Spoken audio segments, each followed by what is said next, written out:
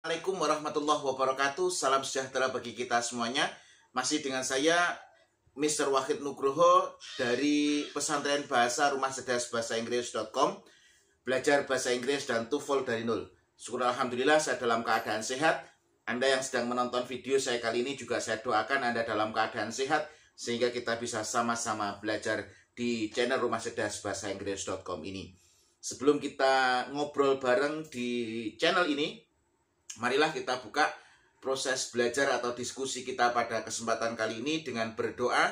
Semoga apa yang kita pelajari bisa bermanfaat. Berdoa dipersilahkan. Bismillahirrahmanirrahim. Allahumma razukna fahman nabiyyin wa hifdzal mursalin wa ilhamal malaikatil muqarrabin walhamdulillahi rabbil alamin. Oke, teman-teman, marilah kita diskusi bersama. Beberapa hari yang lalu ada yang bertanya kepada saya, bahkan banyak sebelumnya yang bertanya kepada saya, "Sir, metode kuantum cerdas itu apa?" Karena perlu teman-teman ketahui bahwasanya di buku saya ini semuanya ada tulisan metode kuantum cerdas di sini. Di sini juga ada metode kuantum cerdas. Nah, di situ ada pertanyaan, "Sir, apa sih metode kuantum cerdas itu?" Perlu teman-teman ketahui bahwasanya di situ ada 3 kata. Yang pertama adalah metode. Pertanyaannya adalah apa metode itu? Metode itu adalah urut-urutan kerja yang sudah terbukti berhasil, yang bisa didelegasikan kepada orang lain dengan hasil yang sama. Kalau dalam proses belajar bagaimana, Sir? Kalau dalam proses belajar ya berarti urut-urutan proses belajar yang sudah terbukti berhasil, yang bisa didelegasikan kepada yang lain. Kenapa? Karena kalau berhasil satu kali, bisa jadi itu adalah keberuntungan. Tapi kalau keberhasilan itu berkali-kali, dari keberhasilan yang berkali-kali itu dirumuskan, itu akan menjadi sebuah metode. Makanya metode itu adalah urut-urutan belajar atau urut-urutan kerja. Kalau Anda bekerja berarti urut-urutan kerja. Kalau belajar berarti urut-urutan belajar yang sudah terbukti berhasil, yang bisa didelegasikan kepada yang lain. Kenapa? Tadi saya jelaskan bahwasanya kalau berhasil satu kali, mungkin itu adalah keberuntungan. Tapi kalau berkali-kali, itu berarti bisa dirumuskan. Dari rumusan keberhasilan itu jadilah sebuah metode. Makanya aneh kalau seandainya suatu lembaga atau sekolah mengklaim kita menggunakan metode ini. Tapi gurunya mengajarnya satu sama yang lainnya itu berbeda, itu salah. Kenapa? Karena kalau kita belajar metode ilmiah berarti urut-urutan kerja untuk melakukan penelitian ilmiah. Berarti harus ada stepnya. Kamu harus belajar ini, kamu harus belajar ini, kamu harus belajar ini, harus belajar ini. Gak boleh ada lompatan. Kenapa? Kalau ada lompatan berarti ada miss. Seandainya orang berjalan itu gak bisa langsung lari. Tentu dia harus belajar mengkurap dulu. Setelah mengkurap dia mencoba untuk mengangkat tangannya, terus kakinya, baru mulai belajar merangkang. Berarti itu terantanan baru bisa berjalan. Itu proses belajar harus seperti itu. Makanya di sini urut-urutan kerjanya harus sudah jelas. Kamu harus belajar ini, besok belajar ini, lusa belajar ini. Dan yang mengajar siapapun caranya, langkahnya sama. Ini disebut dengan metode. Kebanyakan lembaga-lembaga mengadopsi metode dari luar negeri.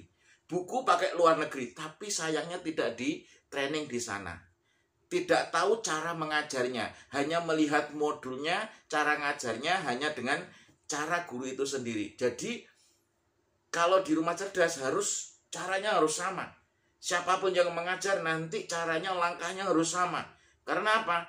Berhasil meninggalkan jejak, gagal pun juga meninggalkan jejak. Berhasil satu kali itu adalah keberuntungan, tapi kalau berkali-kali itu jadi rumusan, dan rumusan itu menjadi sebuah metode.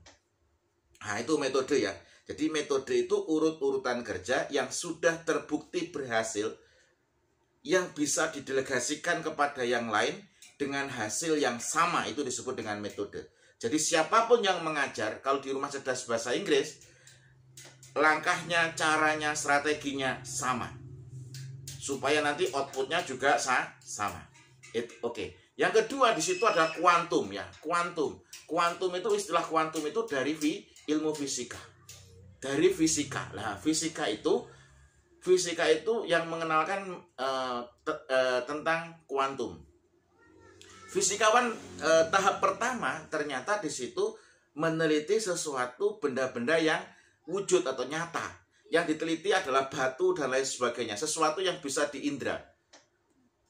Terus fisika kemudian lanjutan, ternyata yang hebat itu bukan yang nyata, tetapi sesuatu yang tidak nampak itu. Ketika diteliti lebih dalam, ternyata sesuatu yang tidak nampak itu adalah apa? Ternyata itu adalah pikiran itu. Jadi ternyata adanya buku ini, adanya buku ini tidak ada dengan sendirinya. Tiba-tiba bukunya ada, ya tidak. Mesti ada yang berpikir tentang buku ini. Pertama ada dalam pikiran, kemudian dipraktekkan berkali-kali. Kalau sudah berhasil dirumuskan jadi sebuah buku. Jadi sesuatu yang ada awalnya itu berawal dari sesuatu yang tidak nampak, yaitu adalah pikiran. Makanya yang menentukan gerakan kita, omongan kita itu adalah pikirannya.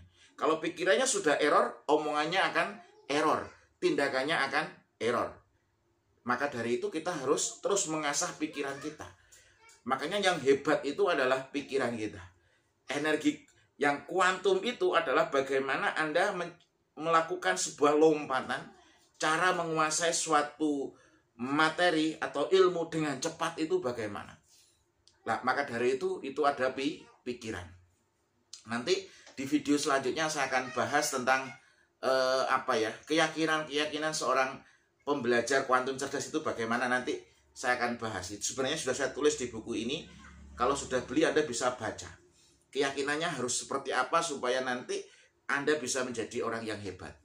Nah, kuantum itu jadi sesuatu yang ada, itu berawal dari sesuatu yang tidak nampak. Yang hebat itu bukan bukunya, tapi yang hebat itu adalah orang yang berpikir tentang buku tersebut. Nah, itu. Paham maksudnya ya? Itu adalah kuantum. Yang terakhir adalah cerdas. Cerdas itu adalah kecepatan Anda untuk mengakses memori. Kecepatan Anda untuk menguasai suatu materi. Kecepatan Anda untuk mengakses atau memanggil ulang memori. Itu adalah cerdas. Jadi semakin cepat Anda memanggil memori, semakin cepat Anda menghafal, maka di situ Anda disebut dengan cerdas. Maka dari itu saya membuat terobosan-terobosan.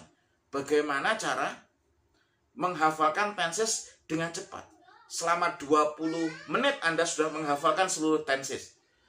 Kalau Anda belajar sendiri, Anda bisa 1 bulan untuk menghafal rumus itu. Sekarang hafal, besok mesti lupa. Tapi dengan metode kuantum cerdas itu, Anda bisa hafal selamanya. Saya pernah cek murid saya angkatan 1 di Rumah Cerdas 2013. Di situ namanya Bu Heni ya. Bu Heni sama Puspita. Saya pernah cek 8 tahun setelah belajar dengan saya. Sudah lulus. Sudah lulus saya cek ternyata dia masih hafal rumus tenses. Padahal itu sudah 8 tahun. Nah, maka dari itu bagaimana Anda bisa menguasai dengan cepat cara belajar ini yang harus Anda perhatikan. Anda harus dengan cepat menguasai materi. Maka dari itu ini adalah butuh ilmu khusus. Butuh riset. Makanya buku yang saya tulis ini semuanya berdasarkan riset, berdasarkan penelitian. Cara cepatnya bagaimana, itu sudah saya lakukan. Maka dari itu, nanti kalau Anda belajar dari buku saya ini Anda harus belajar step by step. Tahapannya Anda harus belajar. Step by stepnya Anda harus belajar. Tidak bisa Anda melompat. Anda belajar ini, besok belajar ini, besok belajar ini, besok belajar ini. Itu harus ada tahapannya. Makanya kalau Anda pengen belajar langsung dengan saya, Anda bisa datang ke Klaten.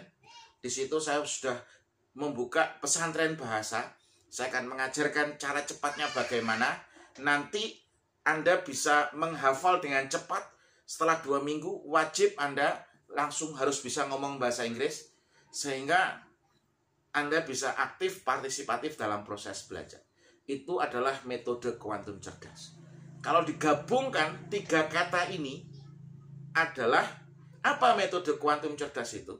Metode kuantum cerdas itu adalah urut-urutan kerja yang sudah terbukti berhasil, yang bisa didelegasikan kepada orang lain untuk mengakses memori dengan cepat sehingga Anda cepat menguasai. Mungkin Anda butuh bertahun-tahun untuk belajar bahasa Inggris.